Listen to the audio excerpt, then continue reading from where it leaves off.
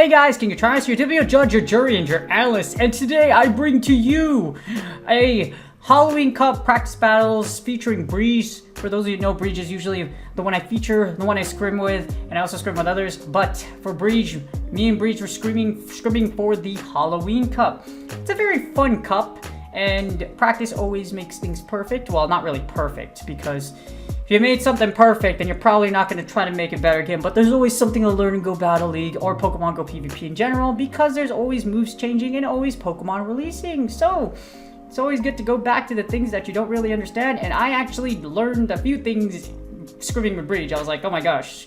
So for me, I usually memorize like kill ranges. If this kills, if this doesn't kill, it's something that you can kind of once you see a habit of seeing something take damage, or if you're used to taking damage, emotional damage, that's a oh my god, I can't believe I just said that. Anyways, yes, thanks to Brij. Brij is a fellow legend, addicted to PvP just like many of us are, and of course I do appreciate the practice battles with Brij. Brij uses a wide combination of teams here, and I feature teams from the top teams I featured in my top team video from yesterday's YouTube release. So it's going to feature a lot of battles here. I get really lucky though, and a lot of these battles, they're really sweaty, but you're going to see me have a lot of, in other words, I win the lead a lot basically. So that, or I'm able to find a lot of win conditions against Brij's team. Brij uses a lot of unique Pokemon here though, so if you're looking at some spice, Brij definitely brings the spice for this cup. But before we get started, of course, my therapist mental health tip for the day. And my mental health tip of the day is consistency. So when it comes to so here's the thing about therapy and habits. This is actually something I'm working with one of my clients though. So if you're going to develop a habit, you must consistently practice said habit. That's just the way it works. So if something is hard, and we don't like pain as human beings. So for example, I run 10K. I run 10Ks 3 times a week. That's 6.25 miles, give or take, for those of you that aren't into endurance long distance running, etc. So that's 6.25.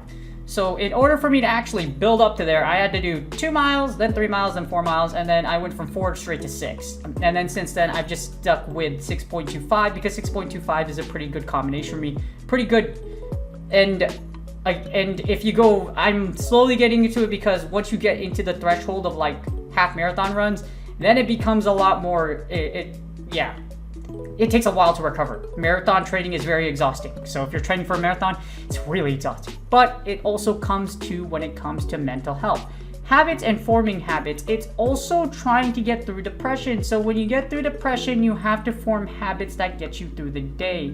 As in, you can't stay stuck at home all day, can't stay stuck at staying at home and just you can stay home, don't get me wrong, but if you are clinically depressed, you must develop habits to where good healthy practices so you pull yourself out of depression.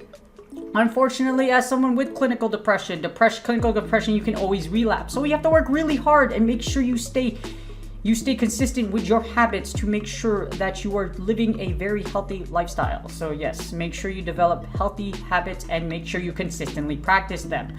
A lot of what I do with some of my clients the clients that have major depression, I've worked with them, is that you have to develop good healthy habits that pull you out of depression and consistently keep you out of it. So once you pull it out of a certain amount of time and you finally stay consistent, then you can finally kind of just breathe and relax. But not really relax, because you have to keep practicing said habit, but it's really good. So practice healthy habits. It's great for your mental health. And again, if you consistently do it, it gets kind of embedded into your brain, because in order to heal trauma, in order to get pulled through depression, you need to develop habits to a point to where your brain and your mind is kind of just all right, cool. Instead of pulling yourself into the deep end, you automatically pull yourself towards the light. Wait.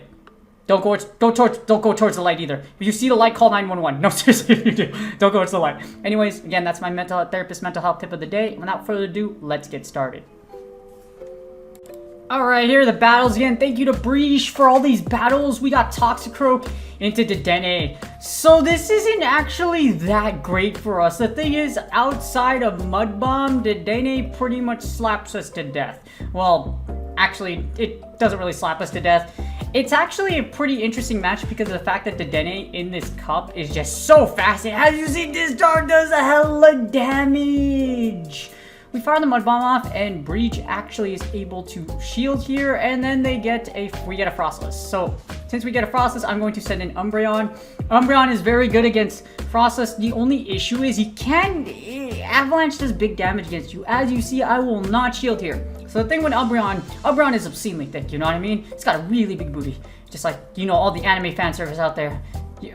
I logged into Twitter one time and there's one girl complaining about fan service, and I'm like, girl, that's literally how anime is. Like, that's literally been anime culture since like day one. The fan service is absolutely necessary, especially for those of you that do like the curves and the very large booties. Yes, I do like those as well. That's not a confession, it's true. But as you see, we're able to farm down and we can get to 2 foul plays. We have that Dedenne, so we're gonna Last Resort here. Last Resort still does a decent amount of damage, and the only issue with Dedenne is that it's not super bulky. So as you see here, we're going to hit the Last Resort, and it does about 30% of its HP, or like kind of like 25. We try to get to another Last Resort, but we are unable to. Dedenne is gonna electrocute us to death. This little electric mouse that looks like Ratatouille. Ratatouille is pretty good, by the way. I had some yesterday for the first time in my entire life. I'm like, wow, this is actually pretty fancy, dang. We get Dragalge into Golbat. Now, this is terrible. So, as you see here, if you saw my top teams and when I mentioned the analysis for this, you kind of need the Shadow Ball through Shields to take it. You can go straight Poison Fang, but if you're going to do it, make sure you commit because you need all this damage, all the damage you can get. Aqua Tail is going to go through, and as you see, Dragalge does have a very, very spammy moveset in Aqua Tail, Outrage, and possibly Sludge Bomb. So we're going to try to Poison Fang here. We're going to go for the big Poison Fang and pray. Because I need to do enough chip to like take out this Dragalge and like farm it down. But as you see, these Dragon Tails are chunking. I fire the final Poison Fang, and Brij still has a shield. Helix, not the shield, but that's perfectly fine. And as you see here, we still got the Dedenne. And unfortunately, they're going to be able to farm us down. We have no shields. They got one. So even if I had energy, it's game. And that's GG's. Super powerful matchup, but that's game 1. As you see, I do my best and I do not succeed. Even though you don't technically win the lead against Dedenne, just because Dedenne is able to outpace you to Oblivion and Discharge. Very dangerous matchup. So that's match 1. And match 2 is a replay of said matchup from before. I had no idea Brij, like we did 7 battles and 2 of them, and the replay from this one is actually the same thing. But the question is, can we come out with a W this time? As you see, I do the same thing I did before. You want to go for the Mud Bomb so that you can take away shields. When shields are down, Toxic goes to town. And yes, also the Shield Hero anime, if you've ever watched that, it's an isekai anime. It's an amazing anime.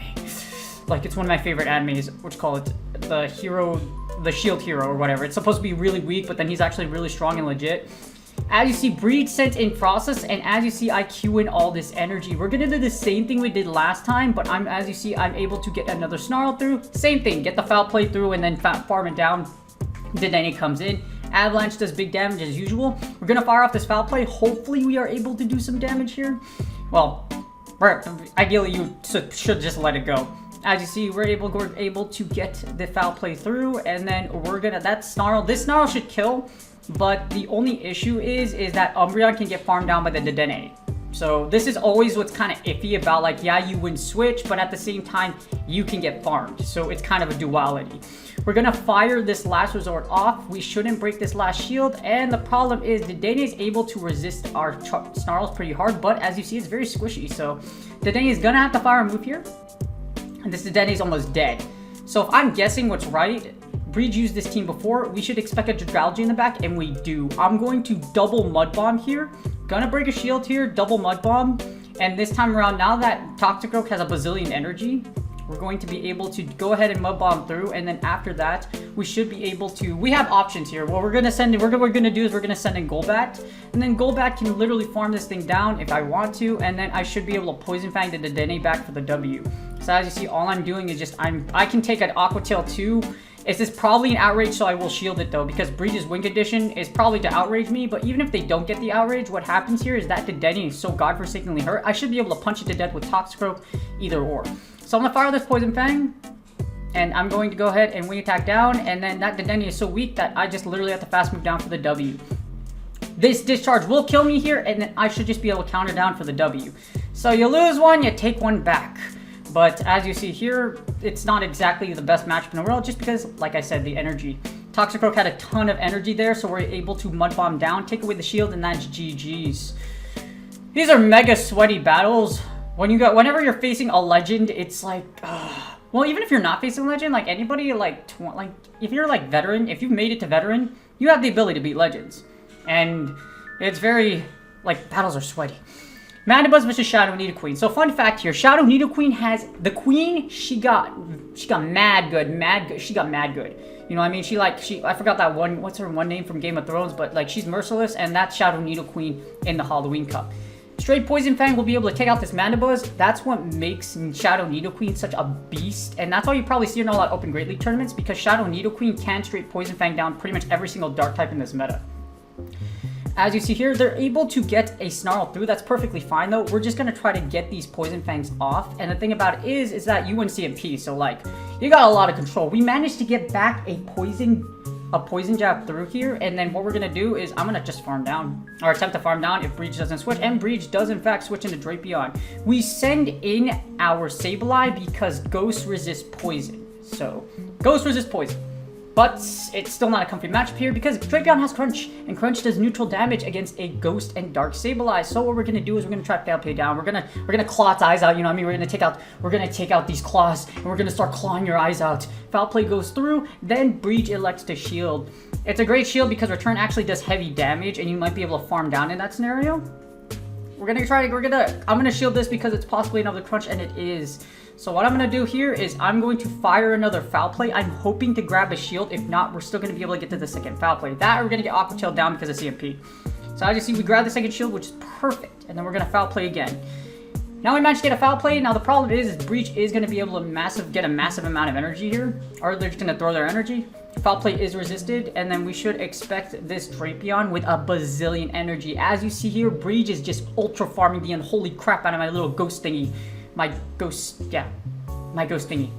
And then we get a Skuntank into my Shadow Nidoqueen. I'm like, oh no. The reason why is because Nidoqueen, I believe, wins CMP. And not only that, we're able to get to the Earth Power. And that absolute magnitude 69420 Earthquake comes from the ground, explodes up from the actual Earth, and then boom. And then Skuntank go bye-bye. This is very GG, by the way. Like, this is mad GG's. We have an Azu. And the thing about it is Drapion's gonna have to expend all its energy here, and then we should be able to farm down this Drapion with Azu. And we know it's Crunch. I don't know what the second move is, but as you see here, we get the Mandibuzz that comes back in. One Ice Beam will be able to take out this Mandibuzz, and that's GG's. Big thick bunny, you know what I mean? If you like bunnies, go to Las Vegas, and don't go to Las Vegas. Don't go to Vegas. There's what happens in Vegas stays in Vegas, but if you are of the age of 21 and above or legally in your country, you know what I'm talking about. But no, that's bad. This is PG-13. I'm just kidding. My content isn't super PG-13. I talk about wrestling, I talk about fighting. I mean, look at Go Battle League, for crying out loud. We are literally having two creatures fight each other. This is literally the epitome of like dog fighting. You know what I mean? That's how dark Pokemon Go is. Yeah, you're like, you know, yeah, we're friends with our Pokemon, but you know what I mean? Like, yeah, they fight each other. You know what I mean? Yes, fight. You know, 1, 2. And then as you see here, we get a switch. We got a Sableye into a Toxicroak, which is great because we resist Ghost resist fighting, well, double resist fighting, and because it double resist, we're able to single resist these counters here. The thing is, counter does a humongous amount of damage, and as you see here, we will have to shield this Toxicroak at least once if we want to keep switch. We shield this, Mud Bomb goes through. We should be able to get this second Foul Play off, and the reason I'm undercharging this in hopes that I'm able to get some energy back, but the thing is, Sableye does a huge amount of damage with Foul Play, so. As you see here, we got Toxie went down, and we get that Galvantula back. And as you see, I am frantically trying to get to a Foul Play. Because Volt Switch is a 4-turn move, we're able to get to another Foul Play. This does big damage. One Foul Play will put this Galvantula in the red. And as you see here, I can comfortably send in Nidoqueen to take out Brij. Now, this is just a mad level of rock, paper, scissors. Because as you see here, Shadow Nidoqueen beats that Galvantula, Sableye beats Toxicroak, and Umbreon just basically dies to Big Thick Bunny. So yes, Big Thick Bunny. This team is incredibly powerful. This was the top team, the #1 team from the previous time Halloween Cup was around, and as you see, it's very strong. It's incredibly powerful. Azu and Sableye can function both as a dual save switch. Sableye is still incredibly powerful in this meta, despite the fact that Umbreon is out there, just because Azumarill and Shadow Nidoqueen have great support for this Sableye. Yeah, and Sableye is just absolutely goated. It's legitimately one of the most powerful save switches in the freaking game. Galvantula has to rip our Azu in half here. We can take the discharge, and all we have to do is poison jab down for the victory. We hit the Galvantula, the big one too, and Shadow Nidoqueen comes out with a W, and that's GG's. Yes, let's go. What's also not, you know what's interesting? WrestleMania came out, and I have yet to watch it. So for those of you that are wrestling fans, you know, I can't wait to watch it. I'm watching day 2 with my brother today, so I'm hoping it's really, really good. We got Shiftry into Mandibuzz, and this is terrible. The reason why this is terrible is because we resist both foul, unless this Shiftry is carrying Hurricane, we resist both Leaf Blade and Foul Plays. So even if I am using a Snarl Mandibuzz, as you see here, I'm using Snarl Mandibuzz, I am not using Air Slash. Snarl Mandibuzz, either one works. To be honest with you, the thing about Snarl though is that you're able to charge so fast, and as you see here, as much as I love Shiftry because I am a Shiftry connoisseur, Aerial Ace, even though it's Aerial Ace is one of the most terrible moves of all time, unless it does super effective damage against its target. No, literally, it's literally one of the most terrible moves of all freaking time. And we got Flintstone's Burb right here, the Flintstone's Burb, you know what I mean? Because, you know, chicken is amazing. I love chicken. The best chicken in the world is Jollibee, just because I'm Filipino, and we're going to Foul Play. Breed Sensing, Galarian, Slowbro, and then, bro, you're gonna get Foul Played. Foul Play goes through, and as you see, Breach goes for a shield, but we might be able to get to another one, and Mandibuzz is so godforsakenly bulky that we are able to get to another Foul Play. If this goes through, this will do big damage. Foul Play goes through, we put this Slowbro in a red, and we're gonna send in Golbat. I will shield here though because Galarian Slowbro does carry Psychic, so we don't want to eat a Psychic. Psychic type Pokemon with Psychic charge moves are incredibly powerful, and as you see, we got Cofagrigus. And as you see, we go straight for the ball, Shadow Ball. I take out the Dark Hadouken, you know, from Street Fighter Akuma. I go for the Hadouken, and then as you see, the Metsu, ball does big damage. We managed to ball through shields here, and then this is pretty much game. I will shield this though because Cofagrigus does carry Psychic, and that Shadow Ball pretty much sets the win condition for us. We won, like, in all honesty, this was like pretty much an RPS matchup. It really was like a super RPS matchup. There was still play if Breach did shield, however, I still had Nidoqueen, so it was still really rough. It was still really rough. I think Breach would have had a much better chance if that Shadow Ball didn't go through, but it was still 50-50, so that's GG's. As you see, this ABB combinations are nuts. Outside of seeing the Psychic type in the back, which is basically like Wormadam, this team does really well. We got Umbreon into Scizor, and this is terrible. By the way, I wanted to comment, Breach has the most goated shiny Scizor of all time. Look at that CP, 1469. Very nice, very nice, nice, extremely nice. And as you see here, all we're gonna do is just get Bullet Punch to death. I don't know how Bullet Punch works. Is it like super fast or something like that? It's like a machine gun? I don't know. Iron Head goes through, it does big damage. So we're gonna fight a Foul Play, and Breach catches with Mandibuzz, which is absolutely amazing. But here's the thing. Foul Play goes through, but we got a Nidoqueen. Now the thing about it is this isn't a Shadow Nidoqueen, this is a regular Nidoqueen, but regular Nidoqueen still does very, very well in this meta. The thing about regular Nidoqueen is that this team was actually carrying Stone Edge, this top team was carrying Stone Edge. I found that you don't really use it a lot though, to be honest with you. Stone Edge does target Mandibuzz, does target the Flyers really well, however other than that, it doesn't really have a lot of targets, so it's kind of like a head scratcher for like, okay, why, like, okay, using it. And also with Stone Edge does hit the bug super hard, but at the same time, Earth Power, you get same type attack bonus, so, and you also have the chance of debuffing with Earth Power, so really just, it's really up to you. As you see, our Nidoqueen is able to do some heavy damage to that Mandibuzz, and Breach sends in this Scizor. We blew all of our energy, so as you see here, we're gonna try to shield here. I need to grab this last shield from Breach, and then all we're gonna do is Toxicroak is gonna come in, and Toxicroak is gonna do Toxicroak things, and it's going to extremely punch the unholy living crap out of this Scizor. And we're gonna just farm it down. I don't theoretically, I need a shield here though because Iron Head Shadow does big damage and I definitely don't want to eat that. So all we're gonna do is punch down here. We're gonna do the big 1-2. We're gonna punch, punch, punch, you know what I mean? Like Ronda Rousey in WWE. Now, you know, she's a fantastic, she's a great UFC fighter. Like, you know, she was one of the pioneers of women's MMA, and she's one of the best female fighters of all time. However, as you see here, speaking of females, that's a Primarina. So, Brij catches our Sludge Bomb, and our only win condition here is to basically get to another Sludge Bomb. As you see here, with 1 HP in a Dream, my rank 88 Toxicroak is able to come out with a W. So, for this one time, as you see here, Toxicroak is barely alive.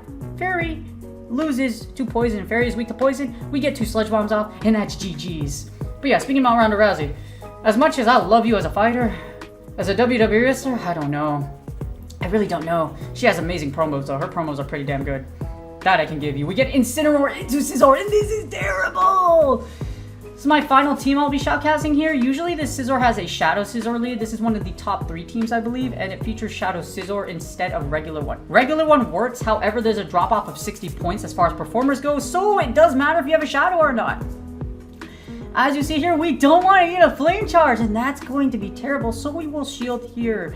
The issue is how the heck do you beat this? Because this is a losing lead from hell. Not only that, we're gonna try to get the Night Slash boost here, and Night Slash is also resistant. Brij does elect to shield the second one, and I don't get the boost, so I'm going to switch into Umbreon. I attempt to catch a Dark Pulse, but unfortunately we're not able to get anything. Ariados comes through, and this is terrible. The thing about Ariados is that Ariados does have Lunge, and Dark is weak to Bug. So, because Dark is weak to Bug, guess what happens? We're gonna get absolutely destroyed by Lunges here. I will not shield anything though. The thing is, we need this shield for that Incineroar, because Incineroar is going to absolutely destroy the unholy crap out of our team. The good thing is we have Azu. So with Azu is unique because of its ability to have Ice Beam and Play Rough. And in the case of Incineroar, you actually wall Incineroar. You resist Snarl, you also resist Flame Charge as well as Dark Pulse. So the thing about it is I'm going to let Umbreon go here. We're gonna be able to get to a Foul Play. We might be able to get to 2. But the issue is that this is uncomfortable because Ariados has such a high attack stat that it will win CMP against Umbreon. I send in Scizor, and I'm actually sending in Scizor to sacrifice it. So the game plan here is sack Scizor, and then guess what I'm going to do? I'm going to send in Azu, and Azu is just going to farm down. It's going to farm down this Incineroar, and then hopefully with 2 moves, I'm able to take out all of Brij's back row. We still have an Umbreon for a sack swap, so we still have plenty of win conditions here. Brij will be able to get to another move though, so this is really dicey. So yeah, this really sucks. So Dark Pulse goes through with that +2/1. It does big damage as you see here, and then now what we're gonna do is we still have a shield. Ariados, I want Ariados to come in so I can Ice Beam it. So I'm like waiting, but I want that Ariados to come in, and we get a Dragalge. Ice Beam is the play here. Ice Beam will do super effective damage. Ice Beam goes off, and as you see here, I want that Ariados to come out. Brij is going to probably sack, and he does. He sends in the Ariados, but what I'm going to do here is that I'm going to send in Umbreon, and Umbreon should be able to get to another Foul Play because I have so much energy. As you see here, I send in Umbreon, I get 2 Foul Plays through, Snarls through, and I'm able to get to a Foul Play. With 1 HP in a Dream, a high-ranking Umbreon that is shiny, by the way, is able to take out Brij's Dragalge, and GG's. I hope y'all enjoyed these battles. Hopefully give you an idea what to run, and thank you again, Brij, for all the battles. I hope you enjoyed this shoutcast. And that's GG's. Thank you to Brij again for the practice battles. As you see, all these teams are pretty nuts. The Halloween Cup is full of mods that are a lot of fun. Sure, a lot of them are super meta, like Azu and Umbreon. You probably don't like them, but you know what? If you have them, the good thing is you can use them again. And yeah. Go open Great League meta. Anyways, you guys would do me a huge favor. Again, thanks to Brij again for the battles. Do me a huge favor. Please like, subscribe, and comment for the YouTube algorithm. Some of y'all already did that. I really do appreciate you. And I hope you enjoyed the battles. Hopefully you enjoy the Halloween Cup. It is triple Stardust. So with the Stardust bonuses, you might want to do your battles. You know what I mean? Those are the ones I really enjoy the most. And like outside of streaming, I will do all my battles if it's like dust worthy, because it might as well do it. And always practice. Practice, practice, practice. It's always practice. Hordes of practice. And if you do it like me, where you try to train your subconscious to do a lot of crazy things in Go Battle League, Pokemon Go PvP, or just everything you do in life, you need to do a lot of practice over and over again. Healthy habits, remember, just like my therapist, mental health is the tip of the day for the beginning. But again, please like and subscribe. You can easily subscribe by using the little box on the bottom right. You can also comment for the algorithm. And I also stream on Twitch Friday, Saturday, Monday, Tuesday, 6:30, 7:30 a.m. is when I usually start. So I see a few of you already on there, and I appreciate y'all and everybody in the future that will visit. You guys brighten my day, and I really do appreciate all of you. Good luck in your Go Battle League sets, and I will see you guys on the next video.